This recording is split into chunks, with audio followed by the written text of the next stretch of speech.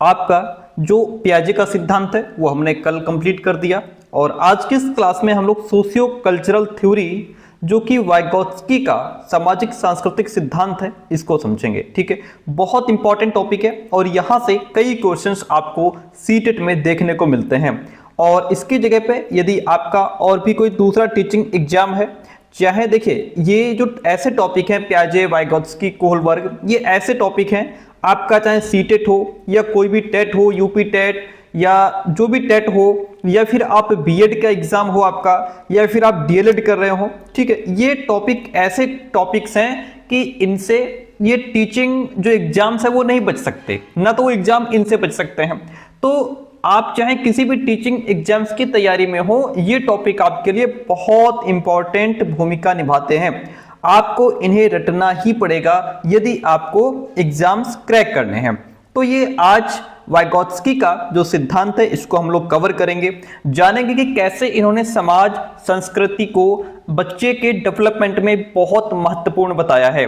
ZPD क्या होता है जो इनका बहुत इंपॉर्टेंट कॉन्सेप्ट है, और स्कैफोल्डिंग की बात इन्होंने की, किस तरीके से स्कैफोल्डिंग बच्चा, यहाँ पे हम समझेंगे चीजों को। एमकेओ क्या होता है, इन्होंने लैंग्वेज को एक उपकरण के रूप में, एक औजार के रूप में माना है, किस तरीके से माना है इस कॉन्सेप्ट को समझेंगे।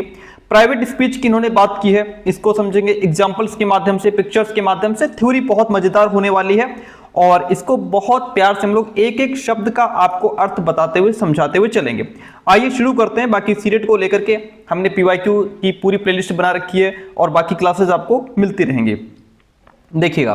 तो यहाँ पे सबसे पहला पॉइंट कि वाइगोत्स्की की बात हो रही है। लेव वाइगोत्स्की, पूरा नाम क्या है? लिव सिमनोविच वाइगोत्स्की, इनकी बात हो रही है। पिक्चर आपकी इमेज आप इनकी यहाँ पे देख सकते हैं। ओके, इन्होंने जो सिद्धांत दिया बच्चों के डेवलपमेंट का, बच्चों के संज्ञानात्मक विकास का जो सिद्धांत दिया, उस सिद्धांत का नाम है सामाजिक सांस्कृतिक सिद्धांत, यानी कि सोशियो कल्चरल थ्योरी। अब इन्होंने इस सिद्धांत में समाज को भी जोड़ा और कल्चर को भी जोड़ा, यानी कि ये कहते हैं कि जो बालक है वो समाज के साथ सीखता है, समाज के साथ अंतःक्रिया, समाज के साथ घुल मिल करके, उठ बैठ करके उनसे सीखता है, अपनी सभ्यता संस्कृति से सीखता है।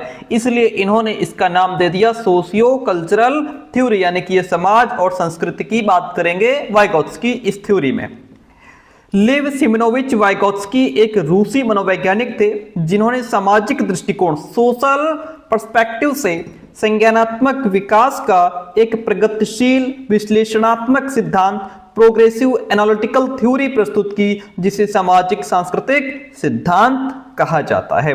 इन्होंने सामाजिक दृष्टिकोण से कैसे समाज बच्चे को हेल्प करता है, कैसे बच्चा समाज से सीखता है, इसको ध्यान में रखते हुए इन्होंने क्या सिद्धांत दिया? सामाजिक सांस्कृतिक सिद्धांत दिया। किसने? लेव वाइगोत्स्की ने। ठीक है, और इसी तरह हमने कल पियाजे के सिद्धांत को, 1 घंटे की क्लास है, 1 घंटे की थ्योरी है, बहुत डीप में उसको समझाया है। ठीक है, उसको अगर आपने नहीं देखा है तो इससे जस्ट बिफोर आप देखेंगे कि उस वीडियो हमारी अपलोड है। अच्छा, अब ये कहते हैं, देखिए समझिए यहाँ पे, इस सिद्धांत के अनुसार सामाजिक अंतःक्रिया, सामाजिक अंतःक्रिया मतलब लोगों के साथ इंटरैक्ट करके, लोगों के साथ उठ बैठ करके, उनके अनुभव को ग्रहण करके, सामाजिक अंतःक्रिया ही बालक की सोच और व्यवहार में निरंतर बदलाव लाती है। सामाजिक अंतःक्रिया, समाज के लोग कौन हो गए? हमारे पेरेंट्स हो गए, हमारे टीचर्स हो गए, हमारे बड़े भाई बहन हो गए, हमारे सहपाठीगण हो गए, हमारे पड़ोसी हो गए, वो सब समाज में, समाज का हिस्सा है, तो हम वहीं से सीखते हैं। उनसे बच्चा लगातार नई बातें सीखता रहता है और इस प्रोसेस में वहाँ समाज की जो लैंग्वेज है, जो भाषा है, उनका जो व्यवहार है, सोच है, उसको ग्रहण करके अपने अंदर निरंतर परिवर्तन करता रहता है। ठीक है, बच्चा कहां से सीखता है? समाज से सीखता है। बच्चा अपने समाज, अपनी सोसाइटी और संस्कृति यानी कल्चर से इंटरैक्ट करके सीखता रहता है। अब यहाँ पे संस्कृति और समाज से सीखने का मतलब क्या है कि समाज में जो ज्ञान, जो स्किल्स, जो नियम, जो परंपराएं हैं, वे बच्चे को क्या संवाद यानी कि कम्युनिकेशन के माध्यम से, भाषा के माध्यम से, बातचीत के माध्यम से, समाज के साथ को आप जो है कि सहभागिता के जरिए बच्चा उन सब चीजों को समझता है। समाज में जो ज्ञान है, जो कौशल है, जो नियम है, जो परंपराएं हैं, उनको समझता है। इस तरह बच्चा धीरे धीरे समाज का एक एक्टिव मेंबर बन जाता है। ठीक है, अब जैसे उन्होंने चलिए उसकी बात आगे करेंगे हम। यहाँ पे जो सांस्कृतिक उपकरण की बात की है वाइगोत्स्की ने, वो अभी आगे पॉइंट में समझाएंगे। तो यहाँ पे मेन पॉइंट ये है कि समाज के साथ अंतःक्रिया के बाद बालक सीखता है। वह अपने क्लासमेट के साथ बैठ करके, है ना, ग्रुप में कोई जैसे ग्रुप में कुछ सीख रहा है तो वहां से वो जो काम उसको दिया गया है वो तो कर ही रहा है, साथ में वो अपने जो सहपाठीगण हैं उनसे सीख रहा है। ठीक है, उनके विचारों को ग्रहण कर रहा है, उनके व्यवहार को ग्रहण कर रहा है, वहां से बच्चा सीख रहा है। अगर वो जो है कोई गेम खेल रहा है ना, खेल के मैदान में है बच्चा, वहां अपने दोस्तों से सीख रहा है। अब यहाँ पे बच्चा जो है उसके साथीगण क्लास में शरारत कर रहे थे तो उसके ऊपर भी थोड़ा प्रभाव पड़ा, वो भी शरारत करने लग गया, तो अपने साथियों के साथ वो भी क्लास से बाहर निकाल दिया गया। तो यहाँ पे वो अपने साथियों के साथ रह करके वो भी शरारत कर रहा था, यानी कि वहां यहाँ भी वो समाज से सीख रहा है, अपने सहपाठी गण से सीख रहा है ना। तो क्या कर रहा है कि वो भी सबके साथ में क्लास से बाहर निकाल दिया गया। अब यहाँ भी वो अपने दोस्तों के साथ सीख रहा है। तो समाज से सीखने का मतलब है कि हम समाज के लोगों के साथ, चाहे हम अपने क्लासरूम में हो, हम खेल के मैदान में हो, हम क्लास के बाहर मुर्गा बना दिए गए हो, या हम किसी शादी पार्टी में गए हो, किसी बर्थडे में, वहां भी हम निरंतर समाज के लोगों को ऑब्जर्व करके उनको सीखते रहते हैं। ठीक है, अच्छा एक बात और इन्होंने बड़ी अच्छी कही थी वाइगोत्स्की ने, कि जो बच्चे का जो सीखने का स्तर है वो पहले सामाजिक होता है। इन्होंने कहा कि बच्चे का सीखने का स्तर पहले सामाजिक होता है। सामाजिक स्तर से बच्चा कहाँ जाता है? बच्चा जाता है व्यक्तिगत स्तर में। सामाजिक स्तर से बच्चा जाता है व्यक्तिगत स्तर में। इसका मतलब ये होता है कि जो चीज पहले उसको समाज सिखा रहा है वो वहां से सीख करके फिर वो चीजों को अपने आप करने लग जाता है। जैसे बच्चा शुरुआत में क्या है कि अपने जूते के फीते बांधना नहीं जानता, उसको घर वाले सिखाते हैं कि ये जूते के फीते ऐसे बांधा करो, है ना। तो वो यहाँ पे सामाजिक स्तर पर है, अपने पेरेंट्स से सीख रहा है, जो कि वो भी समाज का हिस्सा है। तो वहां से सीख रहा है, 2-4 दिन सिखाएंगे, फिर वो अपने आप जूतों के फीते बांधना सीख जाएगा, यानी कि वो अब व्यक्तिगत स्तर हो गया। ठीक है, पहले दूसरों से सीख रहा था, अब अपने आप करने लग गया, ये व्यक्तिगत स्तर हो गया। पहले उसको मान लीजिए घर में और भी चीजें हैं, है ना, या कपड़ों के बटन बंद करने हो गए, बहुत सारी चीजें पहले परिवार सिखा रहा था, अब वो उन चीजों को अपने आप करने लग गया, तो व्यक्तिगत स्तर हो गया। ठीक है, आगे बात करते हैं। इतना पॉइंट सही हुआ। जीन पियाजे कहते हैं कि पहले बच्चे का विकास होता है फिर अधिगम होता है। क्या कहते हैं समझिए, कि पहले बच्चे का विकास होता है, पहले बच्चा डेवलप होता है, ठीक है, उसके बाद उसमें अधिगम होता है। हमने कल ही पियाजे की थ्योरी में बताया कि पियाजे ने 4 संज्ञानात्मक अवस्थाएं बताई थी कि बच्चा कैसे 0 से 2 साल का होता है, फिर 2 से 7 साल का, फिर 7 से 11 में, फिर 11 से 15 में, इस तरीके से डेवलपमेंट बताया था पियाजे ने। यहाँ पे ये कह रहे हैं कि पहले बच्चे का विकास होगा, फिर वो लर्निंग करेगा, फिर वो सीखेगा। वाइगोत्स्की कहते हैं नहीं पियाजे भैया, पहले बच्चा समाज से सीखेगा, पहले बच्चे का अधिगम होगा, फिर उसमें डेवलपमेंट होगा। यानी कि ये कहते हैं कि बच्चा पहले समाज और दूसरों के साथ कांटेक्ट करके, इंटरेक्ट करके सीखता है, और ये जो लर्निंग है, ये जो सीखना हो गया उसका, ये उसके संज्ञानात्मक विकास में महत्वपूर्ण भूमिका निभाते हैं, उसके कॉग्निटिव डेवलपमेंट में इंपॉर्टेंट रोल प्ले करते हैं। ठीक है, तो यहां बच्चा पहले समाज से सीखता है, उसके बाद फिर क्या करता है, पहले समाज से सीखता है, फिर उसके अंदर डेवलपमेंट होता है। ओके, इतनी बात क्लियर है। पॉइंट कहता है कि वाइगोत्स्की ने बालक के ज्ञान के विकास में, यानी कि बच्चे का जो ज्ञान विकसित होता है उसमें लैंग्वेज और हमारा समाज और संस्कृति तथा जो ऐतिहासिक संदर्भ होते हैं वो बहुत इंपॉर्टेंट हैं बच्चे के ज्ञान को, बच्चे के संज्ञान को विकसित करने के लिए। ठीक है, कैसे बालक के ज्ञान का विकास होता है? भाषा के माध्यम से। भाषा के माध्यम से ऐसे होता है, जब कोई बच्चा खेल रहा होता है तो वो कहता है कि मैं अपनी गाड़ी को ऐसे चलाऊंगा, यहाँ ऐसे इसको ले जा करके ऐसे इसको पार्क कर दूंगा, यहाँ खड़ी कर दूंगा, यहाँ मेरी ये कार खड़ी हो जाएगी, यहाँ मेरी बाइक खड़ी हो जाएगी, उसके जो खिलौने हैं उनके माध्यम से। तो ये क्या कर रहा है, बच्चा बोल बोल करके उस भाषा के माध्यम से अपने काम को क्या कर रहा है, गाइड कर रहा है। निर्देशित कर रहा है, तो यहाँ से उसके ज्ञान में विकास हो रहा है, ठीक है। और धीरे धीरे वो प्राइवेट स्पीच से इनर स्पीच में चेंज हो जाता है, उसकी बात अभी आगे करेंगे, ठीक है।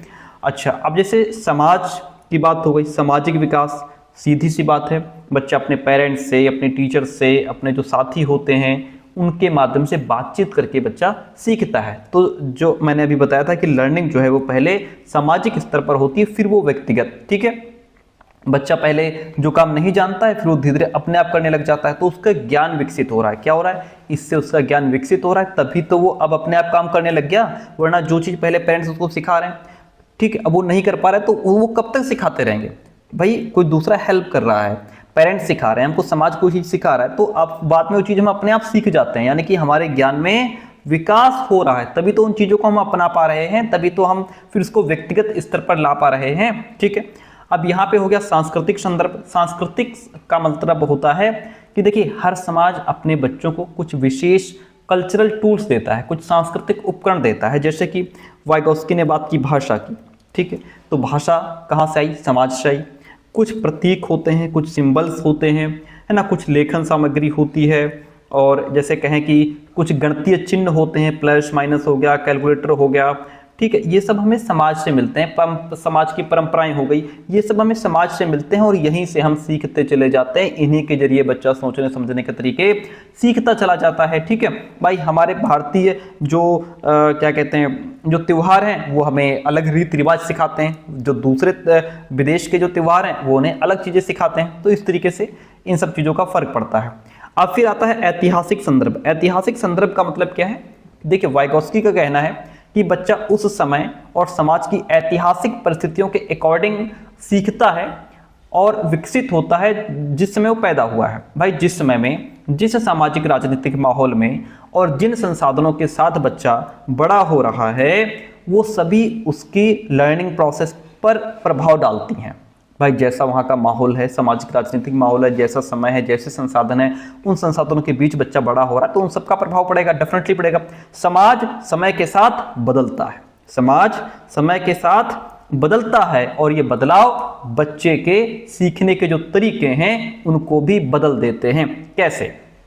भाई 50-60 साल पहले की बात करो, 50-60 साल पहले की बात करो, बच्चे किताबों से, गुरुओं से, है ना, जंगल में उनसे सीधे इंटरेक्ट होकर के, बातचीत करके, ओरली पढ़ते थे, सीख जाते थे, सारे गुरु मंत्र याद हो जाते थे, सारी विद्याएं ग्रहण कर लेते थे बच्चा। उस समय कोई मोबाइल, इंटरनेट, यूट्यूब कुछ नहीं था, यानी बच्चों को सीखने के जो साधन थे वो उस समय की ऐतिहासिक स्थिति पर निर्धारित थे, ठीक है। आज की अगर बात करो, 21वीं सदी में है हम लोग, ठीक है। आज का बच्चा क्या है? आज का बच्चा इंटरनेट के बिना रह नहीं सकता। आज का बच्चा internet, smartphone, digital apps, smart class से सीख रहा है, जैसे आप इस समय हमसे सीख रहे हैं। उसके पास अलग अलग टीचिंग टूल्स हैं, तकनीकी संसाधन है उसके पास, है ना, फोन है, लैपटॉप है, सारा कुछ है, इसलिए उसका ज्ञान अर्जन का तरीका भी अलग हो गया है, यानी कि उसका जो लर्निंग प्रोसेस है वो भी अलग हो गया है, क्योंकि उसका इतिहास और समय अलग है। आई बात समझ में? तो बच्चा उस इतिहास और समय का हिस्सा होता है जिसमें वो जन्मा है, इसी को ऐतिहासिक संदर्भ कहते हैं, जिसमें वो जन्मा है, जिसमें वो पल रहा है। उसका समाज, टेक्नोलॉजी, शिक्षा प्रणाली, विचारधारा, सब कुछ उस ऐतिहासिक संदर्भ से जुड़ा होता है। तो वाइगोत्स्की का मानना था कि हम बच्चों के डेवलपमेंट को समय और समाज की पृष्ठभूमि से अलग करके नहीं समझ सकते। जो चीजें आज से 100 साल पहले सीखना कहलाती थी, जो चीजें आज से 100 साल पहले जहां से बच्चा सीख रहा था, हो सकता है आज के समय में उनकी कोई वैल्यू ना हो, उनका कोई मोल ना हो, और उस समय वो अनमोल हो, ठीक है। तो ये चीजें हैं, ये फर्क पड़ता है ऐतिहासिक संदर्भ का, ठीक है। चलिए आगे बढ़ते हैं, बहुत बढ़िया पॉइंट। थोड़ा हम डीप में समझा रहे हैं ताकि थ्योरी आपको कहीं से कुछ भी क्वेश्चन पूछ ले एग्जाम में, आप पीछे ना हटें। बालक का ज्ञान सामाजिक और सांस्कृतिक रूप से निर्मित होता है। जिस प्रकार के समाज में संस्कृत में पल बढ़ रहा है वहीं से वो सीख रहा है। वह भाषा से सोचता है, बिल्कुल भाषा होगी तभी सोच पाओगे। अगर बिल्कुल चुपचाप बैठ करके सोच रहे हो तब भी दिमाग में भाषा चल रही है कि हम कैसे ये काम करना है, कैसे करना है, वो दिमाग में भाषा हमारे चल रही है। समाज से सीख रहा है, कैसे उठना बैठना है, किससे कैसे बातचीत करनी है। पहले जब हम छोटे थे किसी के सामने कुछ भी मुंह फाड़ के बोल देते थे, लेकिन आज हम समझ गए हैं कि ऐसे मुंह फाड़ के बोलने से सामने से चांटा मार देगा कोई। हमें तमीज आ गई, हमें लहजा आ गया बोलने का, हमें एक सलीका हम सीख गए बोलने का, है ना, अपने कपड़े पहनने का, लोगों के साथ उठने बैठने का। आप लोग कभी कभी देखते हो अपनी पुरानी पिक्चर्स को, पुराने फोटो को, कि यार कैसे कपड़े हम पहनते थे बताओ। आज के समय में हमें उनको देख करके हंसी आती है। हमारी हेयर स्टाइल पहले कैसी थी बताओ, है ना, लोग हम पर हंसते होंगे, हमारे कपड़े देख के लोग हंसते होंगे। आज वो चीज हमें समझ आ गई, आज हम सीख गए समय के साथ। संस्कृत से अर्थ ग्रहण करता है क्या? वह बालक भाषा से सोचता है, समाज से सीखता है, संस्कृत से अर्थ ग्रहण करता है और इतिहास से प्रभावित होता है। इन सब कारकों के माध्यम से उसका संज्ञानात्मक विकास होता है। बहुत बड़ा पॉइंट है, इसको ध्यान रखिएगा। वाइगोत्स्की का मानना था कि मनुष्य की गतिविधियां, यहां पे हम आपसे 1-2 मिनट लेंगे समझाने को। मनुष्य की गतिविधियां सामाजिक परिप्रेक्ष्य में ही संभव हैं, ना कि समाज से अलग होकर। ठीक है, अब मनुष्य की गतिविधियां सर कौन कौन सी, एक्टिविटीज कौन कौन सी हो गई, समझिए, पॉइंट बड़ा है। गतिविधियां का मतलब यह है, अब देखिए इसमें अलग अलग प्रकार की गतिविधियां आती हैं। अब जैसे एक आ गया हमारा, देखिए बहुत अच्छा पॉइंट है, इसीलिए थोड़ा टाइम लेंगे। जैसे हमारी मानसिक गतिविधियां अलग होती हैं, हमारी मेंटल एक्टिविटीज। मानसिक गतिविधियां जैसे सोचना, समझना, पढ़ना, ठीक है, याद रखना, डिसीजंस लेना, प्रॉब्लम हल करना, ये सारी मानसिक गतिविधियां हो गई। ठीक है, अब ये सोचना, समझना, याद रखना, डिसीजंस लेना, ये कहाँ है? ये समाज के साथ रह करके ही पॉसिबल हैं। समाज से अलग होकर के हम चीजों को नहीं समझ पाएंगे। ठीक है, फिर मानसिक गतिविधियों के बाद आती हैं भाषाई गतिविधियां, यानी कि लैंग्वेज से रिलेटेड, हमें बोलना, सुनना, पढ़ना, लिखना, ये सब समाज के साथ रह करके ही पॉसिबल है। अच्छा, मानसिक गतिविधियां हो गई, भाषाई गतिविधियां। सामाजिक गतिविधियां भी होती हैं। क्या होती हैं सर? सामाजिक गतिविधियां। सामाजिक गतिविधियां मतलब दूसरों से बातचीत करना, कैसे एक दूसरे का सहयोग करना है, दूसरे से मदद लेनी है, नियमों का पालन करना है, रूल रेगुलेशंस, नियम कानून, ये सब सामाजिक गतिविधियां हैं। ठीक है, शारीरिक गतिविधियां भी अलग होती हैं। शारीरिक गतिविधियों का मतलब हमारी जो फिजिकल एक्टिविटीज हैं, खेलना, कूदना, काम करना, है ना, चीजों को कहाँ कैसे रखना है, ये सब हम समाज से सीखते हैं। हमारी इमोशनल गतिविधियां भी होती हैं, भावनात्मक गतिविधियां भी होती हैं। भावनात्मक गतिविधियां यानी कि एक दूसरे से प्यार करना, स्नेह करना, क्रोधित होना, सहानुभूति जताना, ये सब भावनात्मक गतिविधियां होती हैं। ये सब हम समाज के परिप्रेक्ष्य में रह करके ही सीख सकते हैं, समाज से बाहर रह करके नहीं सीख सकते। एक बच्चे को जंगल में छोड़ाओ, ना तो उसको बोलना आएगा, ना उठने बैठने का सलीका आएगा, ना तमीज आएगी, ना तहजीब आएगी, कुछ नहीं सीख पाएगा। सॉरी। उनका सबसे महत्वपूर्ण विचार, किनका? वाइगोत्स्की का सबसे महत्वपूर्ण विचार अंतरक्रिया या अन्योन्य क्रिया, इंटरैक्शन था। इंटरैक्शन मतलब क्या है? लोगों के साथ मिलना जुलना। ये विचार हमें दे रहे हैं, हम अपने विचार इनके सामने रख रहे हैं, तो ये हम इन दोनों के बीच इंटरैक्ट कर रहे हैं। जैसे बालक टीचर के साथ इंटरैक्ट होकर के सीखता है।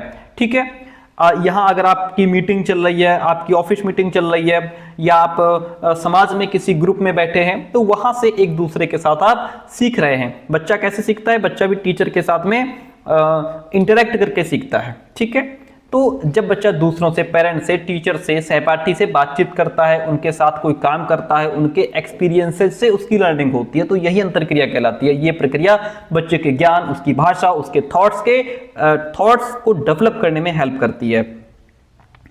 हम एक दूसरे से अंतरक्रिया या अन्योन्य क्रिया करते हैं और इसी के द्वारा हम सीख पाते हैं। इससे आउट जाकर के, इससे बाहर जाकर के हम सीख नहीं सकते। जैसे कि हमने यहाँ पे क्या बताया? हमने यहाँ पे बताया उदाहरण किसका? टीचर का और स्टूडेंट का। ठीक है, जैसे टीचर का और स्टूडेंट का। भाई एक बच्चा है, मान लीजिए उससे कोई सवाल नहीं लग रहा है, बड़ा कठिन सवाल है, वो हल नहीं कर पा रहा है, तो टीचर उसे धीरे धीरे समझाते हैं कि बेटा इसमें ये फॉर्मूला लगेगा, ये इसका रूल है, ये नियम है, इस तरीके से ये सवाल लगेगा। ठीक है, ये बॉर्ड मैथ्स का तरीका है, पहले ब्रैकेट हटाओ, फिर डिवीजन हटाओ, मल्टीप्लिकेशन कराओ, फिर एडिशन, फिर सब्ट्रैक्शन। इस तरीके से टीचर को समझा रहा है। ठीक है, और आधा सवाल टीचर खुद हल कर देता है। बच्चा उस प्रोसेस को देख रहा है, उसको समझ रहा है और सवाल में पार्टिसिपेट करके उसको हल करना सीख रहा है। ये पूरा जो प्रोसेस होगा ना, ये क्या है, ये शिक्षक और छात्र की अंतःक्रिया होगी, ये इंटरेक्ट होगा एक दूसरे के बीच कि सवाल बच्चे से लग नहीं रहा था, टीचर ने उसमें हिंट दी, ये ऐसे लगेगा ऐसे लगेगा, आधा सवाल हल कर दिया, बच्चा उसको समझ रहा था। ये पूरा प्रोसेस क्या हो जाएगा, इंटरेक्शन, इसके माध्यम से बच्चा सीख रहा है। इतनी बात हो गई क्लियर। आगे बढ़ते हैं, देखिएगा क्या है पॉइंट हमारा, बहुत बढ़िया। आगे बढ़ते हैं। पहले दोस्तों जो हमारी प्लेलिस्ट बनी है ये सीडीपी में जो क्वेश्चन हम सॉल्व करा रहे हैं सीटेट दिसंबर 2025 को लेकर के, उसमें 2024 के सारे क्वेश्चंस हल करा दिए हैं और 2023 के क्वेश्चंस कुछ हल करा दिए हैं, कुछ क्वेश्चन पेपर। बाकी क्लासेस आपको कंटिन्यू शाम को 6 बजे मिलती रहेंगी और हम पीवाईक्यूज हल करते रहेंगे, ठीक है। चलिए तो अब वाइगोत्स्की ने बहुत इंपॉर्टेंट कॉन्सेप्ट दिया है, किसका, समीपस्थ विकास का क्षेत्र, zone of proximal development. Sir ये क्या होता है, देखिए समझिए ये होता क्या है, जोन ऑफ प्रॉक्सिमल डेवलपमेंट, जिसको हम जेडपीडी भी कहते हैं। जेडपीडी मतलब बालकों में परफॉर्मेंस क्षमता लिमिटेड होती है। वाइगोत्स्की कहते हैं कि बच्चों के अंदर परफॉर्मेंस की जो क्षमता होती है वो लिमिटेड होती है, ठीक है। वाइगोत्स्की के अनुसार क्षमता को बढ़ाया जा सकता है।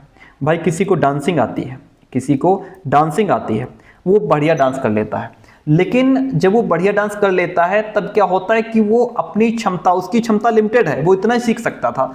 अब वो अपनी क्षमता को बढ़ाने के लिए डांस क्लास जाता है। कोई भी बड़ा जो डांसर है, जिसको अच्छी डांसिंग आती है, वो उसको क्लास वो जरूर लेता है। शुरुआत में वो अच्छा कर लेता है, फिर उसे लगता है कि मेरी क्षमता इतनी ही है, मैं ऐसा ही डांस कर सकता था, लेकिन मुझे अब इंप्रूवमेंट चाहिए, तो वो डांस क्लास ज्वाइन कर लेता है। किसी को सिंगिंग बहुत अच्छी आती है तो सिंगिंग क्लास ज्वाइन कर लेता है, क्योंकि उसकी क्षमता लिमिटेड है। अब उसकी क्षमता को किया जाएगा, अब उसकी क्षमता को डांस क्लास के माध्यम से, सिंगिंग क्लास के माध्यम से बढ़ाया जाएगा। तो ये कहते हैं कि बच्चे की क्षमता लिमिटेड है, बच्चा इतना ही कर सकता है, उसकी औकात इतनी है। अब हम उसको क्या करेंगे, हेल्प करेंगे, तो उसकी क्षमता बढ़ जाएगी। बालकों की सीमित क्षमता को बढ़ाने का ये जो कॉन्सेप्ट है, इसी को समीपस्थ विकास का क्षेत्र नाम दिया गया है, ठीक है। इसके अकॉर्डिंग किसी कुशल या वयस्क साथी की सहायता से बालक के परफॉर्मेंस क्षेत्र को बढ़ाया जा सकता है। भाई जिसको डांस करना आता था, ठीक है, इतना ही आता है, अब वो चला गया डांस क्लास, वहां उस डांसिंग में जो स्किलफुल है, जो कुशल है, वो उसको समझाएगा ऐसे डांस करना है, ऐसे स्टेप करना है। सिंगिंग में उसको बताएगा ऐसे इसके स्वर लेने हैं, ऐसे ध्वनि, ऐसे ताल लेनी है, ठीक है। वो उसको कुशल साथी की सहायता से वो उसको हेल्प करेगा। वो जो कुशल व्यक्ति है वो उसको हेल्प कर रहा है और उसकी परफॉर्मेंस क्षमता बढ़ जाएगी। या कोई सवाल आपसे नहीं लग रहा है तो आप क्लास में क्या करेंगे, आपका जो वयस्क साथी है, आपसे बड़ा है या आपसे जो ज्यादा नॉलेज रखता है, वो आपको समझाएगा ये सवाल ऐसे लगेगा। तो आप क्या है, आपकी क्षमता उतनी ही थी सवाल लगाने की कि बस आपसे केवल इसकी फर्स्ट, जैसे हम लोग कहते नहीं थे क्लास में कि यार हमसे केवल इसकी एक्सरसाइज 1 लग जाएगी, 2 तो हमारे बस की बात है नहीं। 2 में क्या किया, जब टीचर ने 2 सवाल लगा के बता दिए, अब अच्छा अब तो ये सेकंड भी हमसे लग जाएगी। तो यहाँ पे क्षमता हमारी थी सिर्फ एक्सरसाइज 1 को लगाने की, लेकिन टीचर ने हेल्प कर दिया, कोई हमारे साथी ने हमें 2 सवाल लगा के बता दिए और अब हम एक्सरसाइज नंबर 2 भी हल कर लेंगे। ये क्या है, ये हमें कुशल व्यक्ति की सहायता से, हमारे वयस्क साथी ने हमारी हेल्प की और हमारी परफॉर्मेंस की क्षमता बढ़ गई, ठीक है। बालक द्वारा बिना सहायता के किए जाने वाले कार्य, एक काम क्या है कि बिना सहायता के बच्चा कर रहा है। यहाँ पे बच्चा है वो बिना सहायता के काम अपने आप कर रहा है, करने में मस्त है, कोई बात नहीं। और कुशल वयस्क की सहायता से किए जाने वाले कार्य के बीच अंतर, यहाँ पे जो बच्चा है उसको एक कुशल व्यक्ति हेल्प कर रहा है, ठीक है। तो बिना सहायता के किए जाने वाले कार्य, यहाँ पे जो बच्चा है वो विदाउट हेल्प, ठीक है। और कुशल वयस्क की सहायता से किए जाने वाले कार्य के बीच जो अंतर होता है उसको समीपस्थ विकास का क्षेत्र कहते हैं। यहाँ बच्चा काम अपने आप कर रहा था, यहाँ दूसरे की हेल्प से कर रहा है, तो इसके बीच का जो डिफरेंस हो गया ना, इसी को समीपस्थ विकास का क्षेत्र कहते हैं। इस इमेज के माध्यम से समझिए। कैन डू अलोन, यहाँ पे जो बच्चा है वो अपने आप काम कर लेगा। बच्चे की क्षमता है कि यहाँ पे वो 70% ले आएगा, ठीक है, एग्जाम में 70% ले आएगा। ये एक ऐसा क्षेत्र है जहां बच्चा बिल्कुल नहीं कर सकता, बिल्कुल काम नहीं कर सकता, आउट ऑफ रीच जोन हो गया। ये वो येलो कलर का ये वो सर्कल है, वो एरिया है जहां बच्चा क्या करेगा, कैन डू विद हेल्प। यहां पे अगर बच्चे को हेल्प मिल जाती है तो बच्चा 80% नंबर ले आएगा। तो ये जो 70% से लेकर के 80% तक ले जाने का जो काम है वो तीसरे व्यक्ति ने किया। उसके साथी ने किया, उसके टीचर ने किया, उसको हेल्प करके, तो बच्चा 80% ले आया, उसकी क्षमता को बढ़ाया गया और इसके बीच जो अंतर रहा उसको हम जोनो प्रॉक्सिमल डेवलपमेंट कहते हैं। यहाँ बच्चा है बिल्कुल काम अपने आप कर सकता है विदाउट हेल्प, यहाँ बिल्कुल नहीं कर पाएगा, यहाँ दूसरे की सहायता से करेगा। तो ये जो तीसरा, ये जो बीच का स्टेज है, इसी को जोनो प्रॉक्सिमल डेवलपमेंट कहते हैं। आगे बढ़ेंगे। अब देखिए जीन पियाजे का लेव वाइगोत्स्की का स्कैफोल्डिंग का जो कॉन्सेप्ट है इसको समझिए। स्कैफोल्डिंग में ये कहते हैं, इसको कहते हैं पाड़ या ढांचा। ठीक है, पाड़ या ढांचा। वेस्को द्वारा दी जाने वाली टेम्पररी हेल्प, एक थोड़े समय के लिए एक जो हेल्प दी जाती है वो होती है स्कैफोल्डिंग। थोड़े समय के लिए हमने थोड़ा हेल्प कर दिया बच्चे को, थोड़ी सी गाइडेंस दे दी, अब बच्चा अपने आप काम कर लेगा, कोई दिक्कत नहीं है, ये स्कैफोल्डिंग है। वाइगोत्स्की के अनुसार ये काम जो बालक के स्वयं के लिए अत्यधिक कठिन है। ठीक है, बालक के लिए काम जो है वो बहुत कठिन है। अकेले साइकिल चलाना बच्चे के लिए बहुत कठिन है, लेकिन किसी प्रौढ़ या अधिक कुशल साथी की सहायता से, अब यहाँ पे एक प्रौढ़ व्यक्ति हो सकता है, आपके पिताजी हो सकते हैं, आपके बड़े भाई हो सकते हैं, या जो उस काम में माहिर हो वो हो सकते हैं, उनके साथी की सहायता से वो काम करना उसके लिए संभव हो जाता है। 3-4 दिन पिताजी ने साइकिल को पकड़ करके आपको सिखाया। ठीक है, बढ़िया पकड़ करके रोज उन्होंने प्रैक्टिस कराई 3-4 दिन, और चौथे 5वें दिन आप साइकिल लेकर के ले उड़े, आप साइकिल ले उड़े, यानी कि आप चलाना सीख गए। पहले आपको प्रौढ़ व्यक्ति की जरूरत पड़ी, कुशल साथी की सहायता से पेरेंट्स की जरूरत पड़ी, फिर बाद में आपने वो काम अपने लिए कर लिया। अब यहाँ पे ये क्या थी, ये स्कैफोल्डिंग, ये एक टेम्पररी हेल्प थी, थोड़े समय के लिए, परमानेंट नहीं थी कि आपको जिंदगी भर वो पकड़ कर चलाएंगे ही चलाएंगे, परमानेंट नहीं थी, टेम्पररी हेल्प थी। थोड़े समय के लिए पिताजी ने हेल्प कर दिया और अगले दिन आप साइकिल को ले उड़े, आप अपने आप चलाना सीख गए, अब उनको पीछे पकड़ने की जरूरत ही नहीं है। तो यही पाड़ या ढांचा कहलाते हैं। जो हेल्प थोड़े समय के लिए दी जाती है उसको पाड़ या ढांचा कहते हैं। ये सहायता आपको देगा कौन, ये देगा MKO। ये MKO किसका नाम है, ये MKO है मोर नॉलेजेबल अदर, जो हमसे ज्यादा ज्ञान रखता है, जो हमसे ज्यादा उस काम में माहिर है। ठीक है, वो हमको हेल्प करेगा, हमारे टीचर, हमारे पेरेंट्स, हमारे फ्रेंड्स, ये लोग हमको हेल्प कर सकते हैं। ठीक है, इन्होंने कॉन्सेप्ट दिया भाषा और विचार का, लैंग्वेज को एज अ टूल माना। इन्होंने क्या कहा कि भाषा जो है भैया वो एक औजार है। ठीक है, कैसा औजार है समझिए, बहुत इंपॉर्टेंट टॉपिक चल रहा है भाई, बहुत ध्यान से पढ़िए। भाषा और विचार का, लैंग्वेज एज अ टूल। इनके अनुसार संज्ञान बनाने में, संज्ञान बनाने का मतलब क्या है, संज्ञान बनाने का मतलब है हमारी सोचने, समझने, जानने और प्रॉब्लम्स को हल करने की जो मेंटल प्रोसेस है वो डेवलप होती है यहाँ से। ठीक है, तो संज्ञान बनाने में, सोचने, समझने, सीखने में भाषा एक उपकरण के रूप में काम आती है, जिससे हम क्या करते हैं, अपने विचारों को अभिव्यक्त कर पाते हैं। सोचो कि आपको लैंग्वेज ना आती होती तो आप कैसे कह पाते कि भैया मैं दुखी हूं, मैं परेशान हूं, मुझे ये जरूरत है, मैं ये कैसे काम करूंगा। भाषा के माध्यम से हम अपने विचारों को प्रकट कर पाते हैं। ठीक है, अपनी बात रख पाते हैं। अगर भाषा ना होती तो हम कैसे मुंह बनाए बैठे होते, अपनी बात कह ही नहीं पाते। ठीक है, तो प्रश्न पूछ पाते हैं, हम क्वेश्चन कर पाते हैं लोगों से, हम चीज़ों को श्रेणीबद्ध कर पाते हैं। ठीक है, ये चीज़ बड़ी है, ये छोटी है, ये कलरफुल है, ये सिंपल है, इस तरीके से कॉन्सेप्ट्स के बारे में सोच पाते हैं। जब हम सोच रहे होते हैं उस समय भी हमारे दिमाग में लैंग्वेज चल रही होती है, तभी हम सोच पाते हैं। तो भाषा एक औजार है जिसके माध्यम से हम अपनी समझ बना पाते हैं।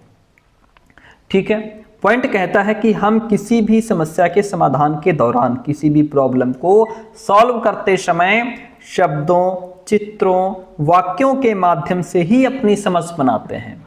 कैसे? शब्दों के माध्यम से। सर कैसे? शब्दों का मतलब है कि हम चीजों को नाम देते हैं, विचारों को शब्दों में बदलते हैं। जैसे ये समस्या कठिन है, इसका हल तो, इसका जो सॉल्यूशन है वो पहले वाले तरीके से होगा, इस प्रॉब्लम का सॉल्यूशन उस वाली प्रॉब्लम जैसा ही है, ये वैसे ही हल हो जाएगी। तो ये हमने अपने थॉट्स को शब्द दे दिए और हमारी प्रॉब्लम थोड़ा हल होने लग गई। थॉट्स को शब्द दे दिए।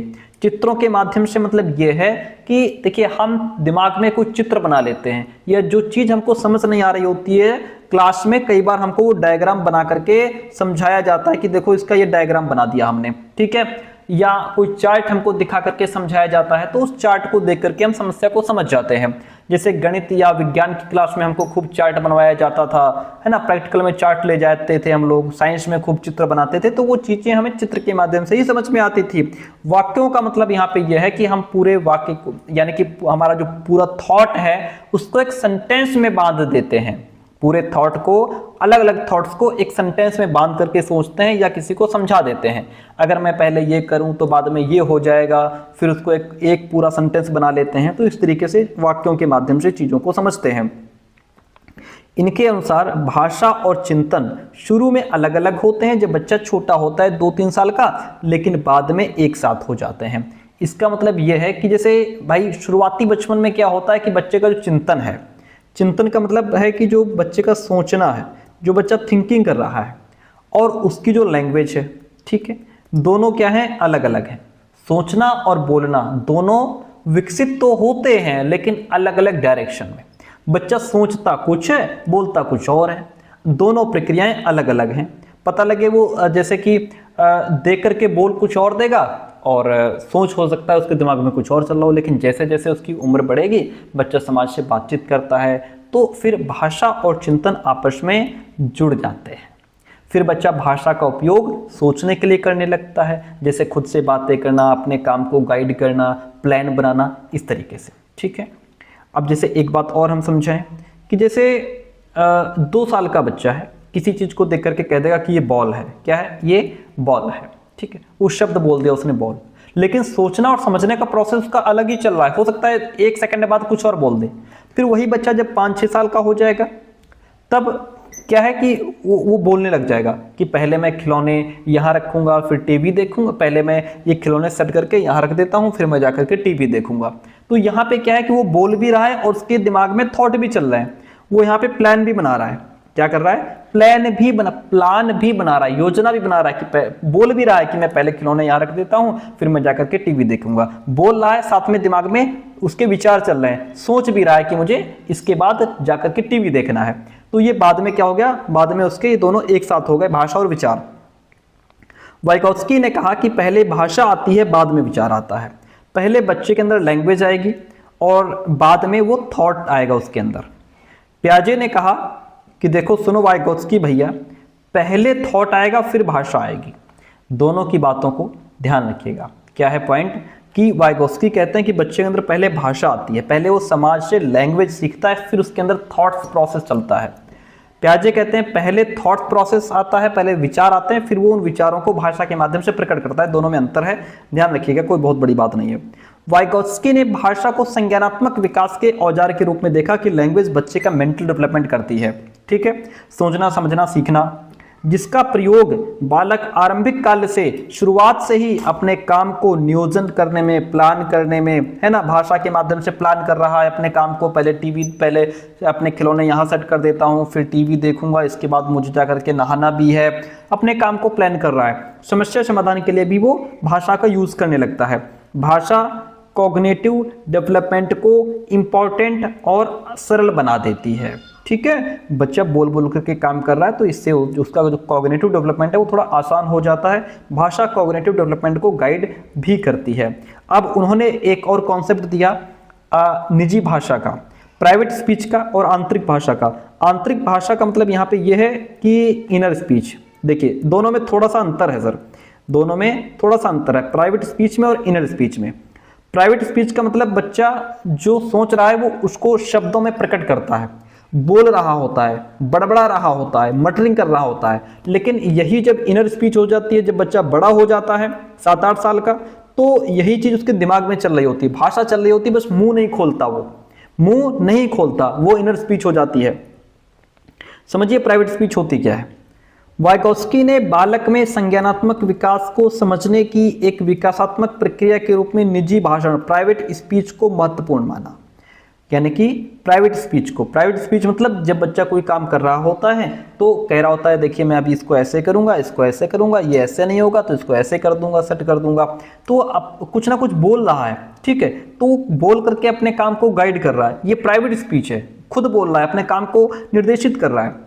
निजी भाषण मतलब बालकों में पाई जाने वाली खुद से बात करने की प्रवृत्ति, खुद से बात करने की प्रवृत्ति। कभी कभी आपने बच्चों को देखा होगा, अकेला ही बच्चा है, खेल रहा है और बोले जा रहा है, वो खुद से बात कर रहा है। इसमें बच्चा अपने ही काम को गाइड देने के लिए भाषा का प्रयोग करता है, अपने ही काम को निर्देशित करने के लिए। ठीक है, जैसे यहाँ पे एक लड़की है, ये अपने कपड़े सेट कर रही है। ये कह रही है कि मैं इस टी शर्ट को इधर लगा दूंगी, ये जो ऑरेंज कलर की टी शर्ट है इसको इधर लगा दूंगी, ये वाली टी शर्ट है इधर रहेंगी, ये इधर रहेंगी, और ये कुछ कपड़े हैं इनको यहाँ पे सेट कर देती हूँ, ये यहाँ पे सेट कर देती हूँ। अपने आप से वो बात कर रही है, कपड़े सेट करते जा रही है। ये लड़की है आर्ट यानी कि कला बना रही है, कह रही है कि मैं पहले एक सर्कल बना लेती हूँ और इसमें पहले ऑरेंज कलर फिल करूंगी, फिर इधर एक शेप बना लूंगी, और या फिर वो जैसे इस तरीके से कह सकती कि मुझे पहले इधर एक बढ़िया एक उगता हुआ सूरज दिखाना है, फिर इधर एक घर बनाना है, इधर झरने बनाने हैं, उनमें ये कलर फिल करूंगी। अपने आप से बात कर रही है, अपने आप से काम कर रही है, तो ये क्या कर रही है, प्राइवेट स्पीच हो जाएगी ये, जहां बच्चा खुद से बात करता है। पियाजे ने निजी भाषा को आत्मकेंद्रित, इगोसेंट्रिक और अपरिपक्व माना है, यानी कि पियाजे ने निजी भाषण को कोई महत्व नहीं दिया है। वाइगोत्स्की ने बालकों के कॉग्निटिव डेवलपमेंट में प्राइवेट स्पीच को एक गाइड के रूप में देखा है कि बच्चे अपने आप से बात करके अपने ही काम को निर्देशित करते हैं। इनके अकॉर्डिंग आरंभिक बाल्यावस्था में यह बालक के विचारों का एक महत्वपूर्ण साधन है, उसके थॉट्स को, अपने थॉट को वो आगे बढ़ाता है। वाइगोत्स्की ने माना कि बड़बड़ाना, मटरिंग, बच्चे कुछ ना कुछ बड़बड़ाते रहते हैं। ठीक है, बच्चों को अपनी सोच और समस्या को सुलझाने की योजना कि कैसे इस प्रॉब्लम को सॉल्व करना है, उसकी निगरानी और मार्गदर्शन करने की क्षमता देता है।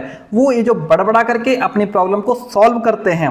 कोई खिलौना टूट गया है तो कह रहे हैं कि इसको मैं ऐसे जोड़ूंगा, ऐसे तो ये जुड़ेगा नहीं, पहिया इसका निकल गया है, अब ये कैसे फिट होगा, अच्छा इसको इधर लगा देता हूं। इससे उसके काम को एक गाइड मिलता है। वाइगोत्स्की के अकॉर्डिंग बालक निजी भाषण को स्वयं से संवाद के रूप में प्रयोग करते हैं। ठीक है, वाइगोत्स्की कहते हैं कि बच्चे प्राइवेट स्पीच को खुद से बात करने के रूप में प्रयोग करते हैं। इस प्रकार वो अपने व्यक्तिगत और सामाजिक जीवन में समस्याओं की समझ बनाते हैं और व्यवहार तथा सोच को एक मार्गदर्शन प्रदान करते हैं। पियाजे ने संज्ञानात्मक विकास की 4 अवस्थाएं बताई हैं। वाइगोत्स्की ने संज्ञानात्मक विकास के लिए कोई सामान्य अवस्था नहीं बताई है, ध्यान रखिएगा, दोनों में अंतर है। पियाजे ने संज्ञानात्मक विकास की मुख्य प्रक्रियाएं स्कीमा, अनुकूलन, आत्मसात्करण, रचनात्मक समायोजन बताई, जबकि वाइगोत्स्की ने बालक के संज्ञानात्मक विकास में संक्रिया भाषा, सांस्कृतिक औजार, संवाद, इन चीजों को इंपॉर्टेंट माना है। पूरे क्वेश्चन पेपर में जहां भी समाज की बात हो, ध्यान रखिएगा, जहां भी पूरे क्वेश्चन पेपर में समाज की बात हो, संस्कृति की बात हो, संस्कृत की बात हो, भाषा की बात हो, समझ जाना यहाँ पे कहीं ना कहीं जीन पियाजे, यहाँ पे कहीं ना कहीं वाइगोत्स्की बैठे हैं, यानी कि वो क्वेश्चन का आंसर लेव वाइगोत्स्की राइट होगा। यदि ऊपर क्वेश्चन में कहीं लेव वाइगोत्स्की नाम लिखा है और नीचे समाज, सभ्यता, संस्कृति दिया है, तो समझ जाना कि समाज, सभ्यता, संस्कृति वाला ऑप्शन राइट होगा। ठीक है, क्योंकि लेव वाइगोत्स्की जुड़े हैं समाज, संस्कृति, भाषा से। ओके, समाज, संस्कृति, भाषा की बात वाइगोत्स्की करते हैं। ठीक है, तो ये बात हो गई क्लियर। पियाजे ने भाषा की अल्प भूमिका, भाषा का बहुत कम रोल उन्होंने दिया है कि बच्चे के डेवलपमेंट में भाषा का बहुत कम रोल है। वाइगोत्स्की ने संज्ञानात्मक विकास में, कॉग्निटिव डेवलपमेंट में भाषा को बहुत इंपॉर्टेंट माना है। कॉग्निटिव डेवलपमेंट मैंने बार बार समझाया, सोचना, समझना, सीखना। जीन पियाजे बच्चों के स्वतंत्र प्रयासों द्वारा दुनिया के अनुभव करने पर जोर देते हैं कि बच्चा अपना फ्री, यानी कि फ्री एफर्ट लगाता है, यानी कि स्वतंत्र होकर के एफर्ट लगा करके दुनिया को समझता है। वाइगोत्स्की संज्ञानात्मक विकास को सामाजिक मध्यस्थ प्रक्रिया के रूप में देखते हैं। ये कहते हैं पियाजे भैया बच्चा अकेला फ्री होकर के एफर्ट मार करके दुनिया को नहीं समझेगा, वो समाज के साथ उठेगा, बैठेगा, घुलेगा, मिलेगा, है ना, उनके साथ बातचीत करेगा, रहेगा, खेलेगा, कूदेगा, वहां से बच्चा सीखेगा, यानी कि समाज के साथ इंटरेक्ट करके सीखेगा। तो प्यारे दोस्तों, ये थे आज के हमारे लेव वाइगोत्स्की, और कैसी रही क्लास कमेंट करके जरूर बताइएगा। थैंक यू सो मच, मिलते हैं बहुत जल्दी नेक्स्ट क्लास में।